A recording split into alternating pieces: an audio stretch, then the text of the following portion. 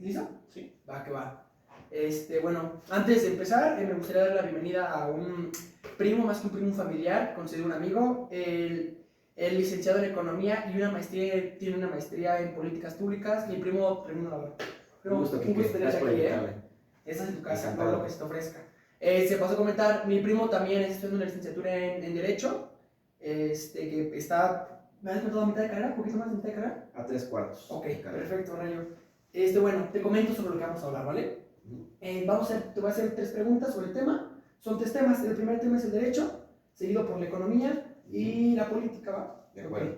Okay. Las preguntas van sobre, no más allá sobre como la materia en tal, sino el cómo influyó, ¿sabes? El cómo te hicieron escoger esas carreras. De acuerdo. Perfecto. ¿Empezamos con la primera, te parece? Claro que sí. Ok, primera pregunta. ¿Por qué te inclinaste a estudiar derecho? Pues mira, en general, cuando he elegido alguna materia, alguna disciplina o alguna ciencia por estudiar, creo que lo que ha predominado en mí es ese afán de entender la realidad y de entender qué es lo que pasa alrededor de mí. Derecho, pues el hombre vive en circunstancias de derecho, en circunstancias jurídicas, desde mucho antes de que supiera que existieran. El hombre conoce el derecho, insisto, sin saberlo, tal vez como primera instancia en la ley de las 12 tablas, tal vez en la ley del talión, y bueno, de ella se va desgranando un poquito más la materia con fundamentos y ya se va aterrizando. Pero ahorita lo que sí sabemos es que desde que estábamos en las épocas de las cavernas, el derecho existe. El derecho existe cuando seguramente ya había trueque de te paso una piedra pesada, tú que estás grandote, y tú déjame una ligerita, y sin decir nada entendemos que eso es lógico, ¿no? Sí, bueno, pues, así como cuando tú vas a una tiendita y compras un refresco, estás celebrando un contrato. Un contrato no es otra cosa más que un acuerdo de voluntades entre dos partes, que no tiene que ser escrito, y si me remito al ejemplo de las cavernas, ni siquiera tenía que ser hablado, ¿no? Entonces, el derecho vive día a día entre nosotros. Tal vez no hay una familia, un empresario, un artista, un deportista, un campesino, ninguna persona que no esté viviendo en circunstancias de derecho. Entonces, qué padre que sepas lo que está pasando alrededor de ti, qué padre que sepas cómo defenderte ante una adversidad, y no estoy hablando de defenderte como la ley del talión, que es de ojo por ojo, diente por diente, y qué padre que sepas por qué pasan las cosas, no solamente, insisto, en un ámbito tan local como es ir a comprar un refresco en una tiendita, sino qué es lo que pasa entre los países, por ejemplo, ¿no? Hasta dónde puede llegar un país en términos, por ejemplo, belicosos, ahorita que estamos en tiempos de guerra, sí, literalmente, hasta dónde puede llegar en términos de comercio, hasta dónde puede un tal vez futuro presidente Trump, expresidente también, hasta dónde puede llegar a intervenir en nuestra soberanía.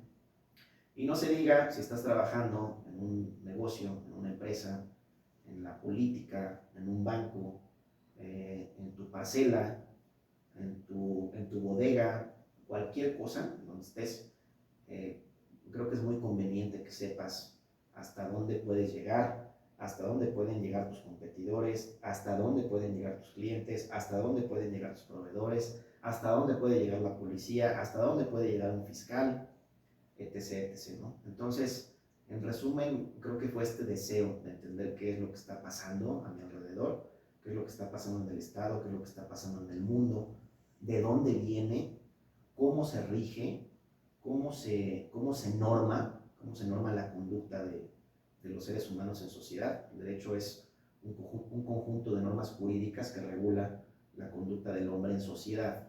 Cada palabra es muy importante en la definición.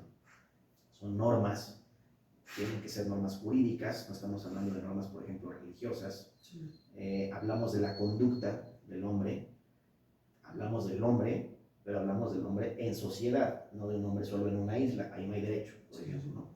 Entonces, es básicamente eso, y ahora que lo estoy estudiando, reitero, más confirmo de que no hay, es más, no hay una familia en donde no haya una circunstancia que pueda atenderse y que deba atenderse sobre las bases del derecho, ¿no? Ok, Es básicamente eso. perfecto, Rayo. ¿Hubo alguien que te inspirara a estudiar Derecho? No sé, tal vez tu papá, algún hermano, tu pareja. No, tuve maestros muy interesantes que habían estudiado Derecho y se habían enfocado en diferentes ramas, tal vez algunos por supuesto que en la academia, algunos litigando, algunos como consultores del derecho. Me parecieron, sí, personas inteligentes, brillantes, no por la carrera, yo creo que en cualquier carrera lo hubieran sido, pero yo veía también cómo lo disfrutaban, cómo lo ejercían, cómo se apasionaban de su carrera. Creo que no conozco a ningún abogado o licenciado en Derecho, hay una controversia en cómo se les debe de decir. No conozco a alguien que se arrepienta de haber estudiado Derecho. Entonces, si yo pensara en una persona en particular, no tendría un ejemplo de esta persona fue, Ok. pero te diría sí conocí gente muy interesante a lo largo de mi vida Okay. que hizo esta carrera. Me parece perfecto, Rayo. Vamos a pasar a la siguiente pregunta. Es un poquito más ya como ámbito personal, ¿ok? ¿Qué aspectos del sistema legal te interesan y te motivan a contribuir a la justicia y equidad social? Es una pregunta amplia. Puedes contribuir a la justicia y a la equidad social sin haber estudiado Derecho. Te puedes ir a un extremo, ¿no? Ser un abogado filántropo, que tampoco es mi intención. Yo creo que contribuir a la justicia y a la equidad social lo tienes que hacer como ser humano, como ciudadano, como mexicano y en cualquier profesión en la que estés.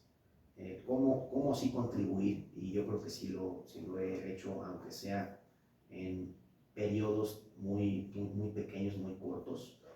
Si alguien se acerca contigo y está siendo víctima de una injusticia o está siendo víctima de alguien que sí conoce el funcionamiento del Estado y se está aprovechando de eso, sí creo que está uno obligado a ayudarles, a apoyarlos, a orientarlos, a decirles y bueno, como ciudadanos estar levantando la voz contra los actos, ya sean de privados o ya sean de entes públicos, que a todas luces estén cometiendo injusticias, ¿no? Creo que es algo así de genérico. Okay. Siguiente pregunta, mi rey. ¿Qué áreas específicas del derecho te resultan más fascinantes y desafiantes para ti? Bueno, desafiante me parece el derecho penal. Okay. Creo que el derecho penal se cuece aparte del resto de las ramas del derecho. ¿Por qué? Porque después de la vida, que es el bien más importante que tiene el ser humano, está la libertad. Por supuesto. Entonces, un abogado penalista, así como un doctor, vamos a poner en el mismo terreno la libertad que la salud. Creo que es lo más importante después de la vida.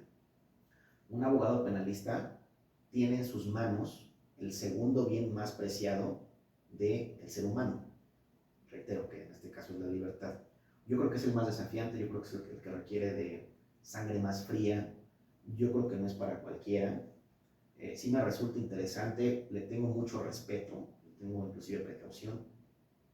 El más apasionante no, o sea, digamos que no es lo mismo tal vez en este caso apasionante que desafiante. En este caso, y por mi perfil y por lo que hago, a lo que me dedico, consideraría que el más apasionante, que además he tenido oportunidad de ejercerlo, quizá hablemos del mercantil y del laboral, que tiene que ver más con derecho corporativo. Okay. Apasionante de derecho corporativo, desafiante de derecho penal. Ok, me parece muy bien. Vamos a cambiar un poquito de rama, si es que no te molesta, Rayo. Adelante. Vamos a pasar un poquito con la política. ¿Qué te motivó a hacer tu maestría en políticas públicas? Bueno, primero que trabajaba en la administración pública. Okay. Y en la administración pública definitivamente hay dos líneas, dos vertientes. Una es la actividad política y otra es la actividad de la administración pública.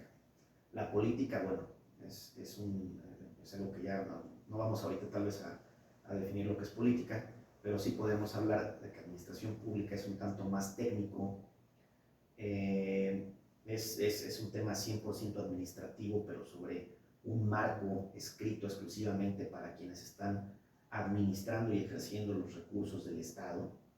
No es lo mismo administrar los recursos del Estado que son producto de los impuestos, del petróleo y otros más ingresos que tiene el Estado, que el dinero, por ejemplo, de una empresa, ¿no? Okay. Entonces, estando yo trabajando en la administración pública, sí haciendo algunas cosas de política, un poquito más por interés propio que por otra cosa, pero 100% haciendo administración pública por los cargos que tuve oportunidad de ejercer, me interesó adentrarme más estoy yo administrando los recursos del Estado y hay quien diseña la política pública hacia la cual se tienen que orientar esos recursos, que ya después el administrador de los mismos, entonces ya se encarga de que se cumpla con la ley para que se cumplan los objetivos de la política pública. Entonces, a mí me interesaba mucho conocer la técnica de la creación de las políticas públicas. Me interesaba mucho saber si estaban bien hechas o mal hechas las políticas públicas que están encaminadas, por ejemplo, a la atención a los sectores más pobres, la atención a los sectores rurales, la atención al sector vivienda y un sinfín de sectores, ¿no? Entonces me entró mucho interés por conocer cómo era la técnica, cómo era la lógica, cómo era la filosofía, cómo era la teoría de la creación, del desarrollo y de la ejecución de las políticas públicas, porque estoy convencido de que un Estado que, entre otras cosas, tiene políticas públicas bien diseñadas, puede atender absolutamente todas las debilidades y darle también ejecución a todas las fortalezas que tenga cualquier país. Me parece básicamente por eso. Ok. Si no me recuerdo, estuviste trabajando un tiempo en el área política. Bueno, estuve en gobierno federal y tuve oportunidad de estar atendiendo en mis tiempos libres, por cierto, porque si estás administrando los recursos públicos no debes de ser partidario, sí, digamos que de alguna preferencia política, pero en mis tiempos libres sí tuve oportunidad de participar en algunos proyectos políticos. Ok. ¿Qué fue lo que te motivó a involucrarte en estos proyectos políticos? La política es bonita si tienes vocación y la política es bonita si le encuentras el lado sano a la misma. No es para cualquiera. En la política por ahí hay una frase que yo cada vez le fui encontrando más sentido, que dicen: en la política la forma es fondo. Y yo encontré algunos autores de la política que saben hacer de las formas pues algo maravilloso, ¿no? Pues cuando te das cuenta de que la política es el ejercicio del poder, cuando te das cuenta de que el poder se puede administrar, se puede llevar, se puede conducir de una forma, voy a decirlo en este término, de una forma elegante, de una forma justa, de una forma sana, de una forma disciplinada, es algo muy bonito. La política, que va muy de la mano con la economía, que va muy de la mano con las corrientes sociales, es cíclica, a mi parecer, y de acuerdo a algunos autores.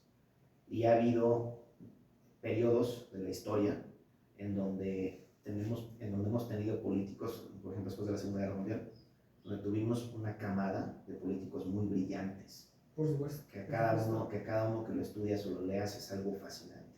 Desafortunadamente, estamos en una crisis de políticos y esperemos que a eso se le dé la vuelta. Ok, perfecto, Rayo. La siguiente pregunta: ¿qué áreas de la política te generan mayor curiosidad, por así decirlo? Que tú puedas decir, esa área tiene algo que me llama la atención, el querer explorarlo, el querer conocerlo, su funcionamiento, todo eso. Bueno, la teoría de la política y la filosofía de la política es algo fascinante. Y yo creo que hay muchas cosas de la política, como algunos le pueden llamar ciencia, otros le pueden llamar disciplina, otros lo ven simplemente como una herramienta necesaria del Estado, pero yo creo que el estudio de la política todavía tiene áreas de oportunidad inmensas hacia el futuro. Y si no las hubiera, no estaría pasando lo que te comento ahorita, ¿no? De que es tan cíclica, de que hay una crisis de repente devastadora en cuanto a los políticos líderes y dirigentes de las principales naciones, sobre todo.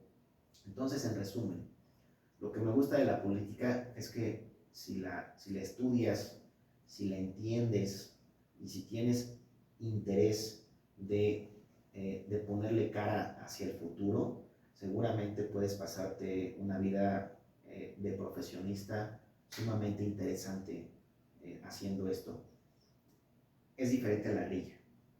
La grilla también creo que hay quien tiene vocación, hay a quien le apasiona.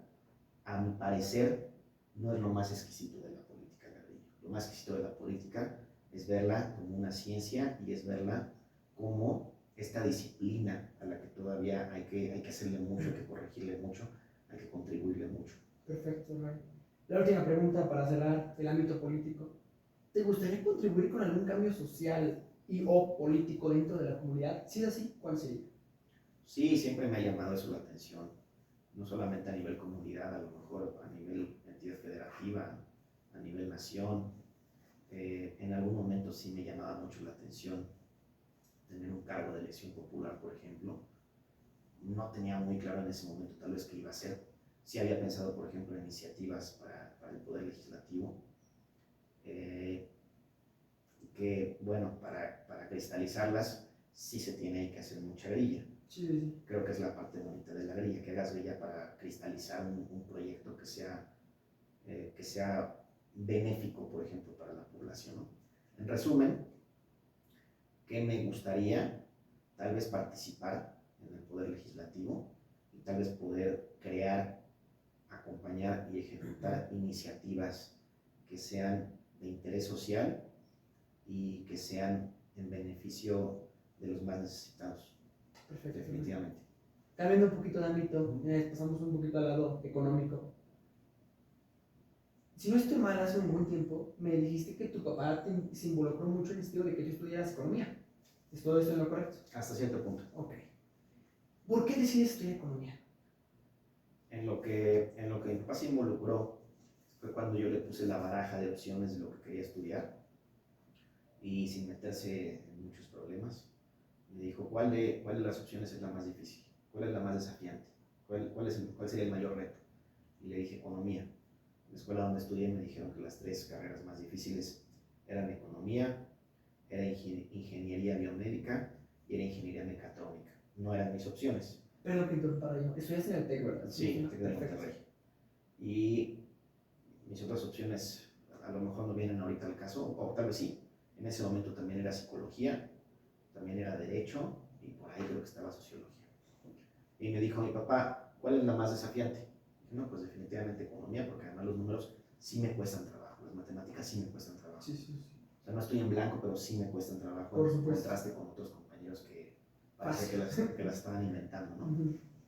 Entonces su consejo fue, escoge la más difícil, porque van a ser 4 años y medio, 5 años tal vez, en donde te la vas a pasar pues bastante saturado, bastante ocupado, pero lo que te puedo garantizar es que el resto de tu vida no te vas a arrepentir. Había una segunda parte de la pregunta, ¿no? ¿De qué manera influyó tu papá en estudiar? En eso básicamente. Okay. O sea, él me dijo, tienes la madera para estudiar lo que, me dijo así, tienes madera para estudiar lo que se te dé la gana. Perfecto. Así que vete por lo más difícil que estén tus opciones. Cumpliendo su rol de padre, ¿no? Motivando al hijo, sí, siempre tratando de sacarlo adelante. Motivándolo, su motivación nunca fue de ve por tus sueños, tú puedes con todo, ánimo, es nomás de que te lo propongas. O sea, era de tienes que esforzarte muchísimo, te tiene que costar mucho trabajo. Sí, porque nada llega gratis. Como dicen por ahí, no pain, no gain. Exacto. Entonces, básicamente, digamos que esa era su orientación, ¿no? Ok, me parece perfecto, Rollo. Pasando a la siguiente pregunta. ¿Qué temas de economía te parecen fundamentales para comprender los temas económicos y los temas económicos actuales del país? Bueno, definitivamente la macroeconomía. Ok. La economía tiene muchas ramas. Como economista puedes trabajar en un banco comercial, puedes trabajar en la banca central, puedes trabajar como consultor, inclusive independiente, puedes trabajar en el sector privado usando la microeconomía, puedes trabajar en el análisis de datos usando la estadística y la econometría, pero en particular para tu pregunta, definitivamente es la macroeconomía. La macroeconomía lo que te permite entender son los factores que interactúan en un nivel macro, creo que nos dice creo que el término dice todo, ¿no? Macro es que nos abarca todo, ¿no? Y los modelos macroeconómicos a la fecha yo creo que se les tiene que repasar, porque pienso que algunos tal vez necesitan ya tener un poco de evolución, pero los modelos macroeconómicos básicamente te dicen cómo interactúan todos estos factores unos con otros, qué pasa con una variable cuando se mueve otra, y en general, cómo tendrías que llegar hay una teoría teoría del equilibrio general, cuál es el punto al que tendríamos que tender o al que la economía constantemente está tendiendo buscando ese equilibrio general. Cuando digo factores, me refiero a tal vez a inflación, me refiero a tasas de interés, me refiero a crecimiento económico, me refiero desde luego a consumo interno, me refiero a gasto de gobierno, me refiero a capital, me refiero a balanza comercial, donde entran exportaciones e importaciones, me refiero a la cantidad de dinero circulante, son el tipo de factores que nos explican qué es lo que está pasando allá afuera y cómo me afecta a mí y cómo le afecta inclusive a los que están fuera de nuestras fronteras, ¿no? Porque estamos en una economía abierta. Entonces la respuesta en una palabra sería macroeconomía. Perfecto, Rayo. ¿De qué manera crees que tú puedas influir en la creación de modelos económicos más funcionales para el país? Yo Raimundo Navarrete en muy poco. Ok. Yo Raimundo Navarrete en muy poco. Tendría tal vez que participar en el Banco de México, tendría que participar tal vez en la Secretaría de Hacienda, pero vamos a poner un caso hipotético. Cuando trabajé en gobierno federal, si hubiese tenido oportunidad tal vez, no lo busqué tampoco, de trabajar o de colaborar en la Secretaría de Hacienda, creo que ahí sí una persona puede hacer un cambio, porque simplemente en la ejecución óptima de un presupuesto de egresos y un presupuesto de ingresos, en donde se busque que se cumplan los objetivos del mismo, que a lo mejor reducir estas brechas regulatorias para los temas de inversión, para los temas de la circulación del capital, para los temas laborales, es algo que sí puede hacer una persona para poder darle un giro a esta dinámica de la macroeconomía en nuestro país. En mi caso, te digo, en este instante tal vez sería muy difícil, pero reitero, una persona que tenga margen de decisión y de actuación en una Secretaría de Hacienda,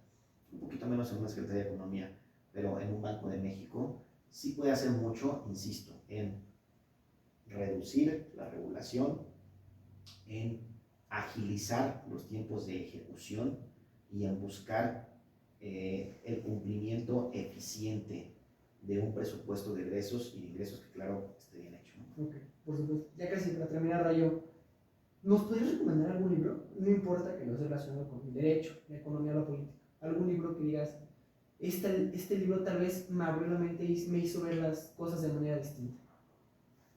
Son muchos, pero vamos a quitarnos de problemas. Y El Quijote, okay, de Cervantes. Un excelente libro, me gusta mucho El Quijote. Para terminar, Rayo, yo busqué la manera de hacer una pregunta que abarcara hasta cierto punto los tres temas que vimos hoy, que fue la política, el derecho y la economía. Desde tu punto más personal, ¿para ti quién ha sido el mejor presidente que ha tenido México? Abarcando, México es un país con mucha historia a nivel político, económico y social, pero para ti, ¿quién es el mejor presidente que ha tenido México? Si me limitaras a un solo nombre, tendría que decirte que Lázaro Cárdenas. ¿Por qué Lázaro Cárdenas? Insisto, me estoy limitando. Sí, por supuesto, por supuesto. Tengo mi top 3. Ok, ¿no? Si gustas decírmelo. Mi top 3 seguramente es Lázaro Cárdenas, Ruiz Cortines y Ernesto Zedillo. Okay. Pero si nos enfocáramos en Lázaro Cárdenas, considero que para las circunstancias del momento, yo no sé si ahorita Lázaro Cárdenas sería un buen presidente. Por supuesto. O sea, no lo sé. Pero en ese momento creo que fue el indicado. ¿Por qué? Por una razón bien sencilla. Supo perfectamente cómo administrar la parte política de Estado y social, la voy a poner en un mismo cajón, y supo también cómo administrar, valga el pleonasmo, ¿no? Cómo administrar la administración, cómo llevar la administración con los privados. Okay. Entonces supo ponerlos en cajones diferentes, supo manejar en ese momento. Yo creo que la mejor decisión era los temas de la expropiación, una política 100% de izquierda, tirándole o siendo socialista, y por otro lado, insisto, manejando este sector privado para que no se le sublevara y le deshiciera su proyecto de nación. Entonces supo manejarlos en cajones distintos, pero a la vez supo mantenerlos homogéneos. Okay. Eso creo que en ese momento era muy complicado. Creo que en ese momento tuvo la visión correcta. Insisto, no sé si ahorita lo lograría. Y a la fecha, yo he leído algunos críticos bastante agresivos que sí denostan a Lázaro Cárdenas en todos los sentidos. Pero en general, creo que Lázaro Cárdenas, después de casi 100 años, 90, después de 90 años, creo que la calificación que le podemos dar es casi 10, tal vez 9.5, porque nadie se lleva el 10. Pero eso creo que nadie más lo ha logrado. Un Ruiz Cortines supo aprovechar las circunstancias postguerra, y una de sus ellos, más bien creo que lo que hizo, lejos de ganarse la simpatía del pueblo, porque era poco carismático, además era tecnócrata al final, pero pienso que el desafío que tuvo en la administración que recibió, solamente un genio podía sacarlo adelante. Entonces, insisto, si lo redujéramos a un hombre, definitivamente sería. Okay. Rayo, con esto acabamos. Muchísimas gracias, realmente agradezco tu tiempo, el conocimiento que me has compartido, porque realmente si algo admiro de ti es que eres una persona muy culta. Gracias. Que nunca se termina de preparar, luego con que estás haciendo tu segunda carrera, que es admirar. Hay Gracias. personas que no acaban en la primera. Realmente muchas gracias, Rayo, y te agradezco tu tiempo y el conocimiento. A la orden, Kike, ya sabes que muchas gracias, Rayo. Con todo cariño. Perfecto, Rayo, muchísimas gracias, la Gracias a verdad. Me va a ayudar bastante.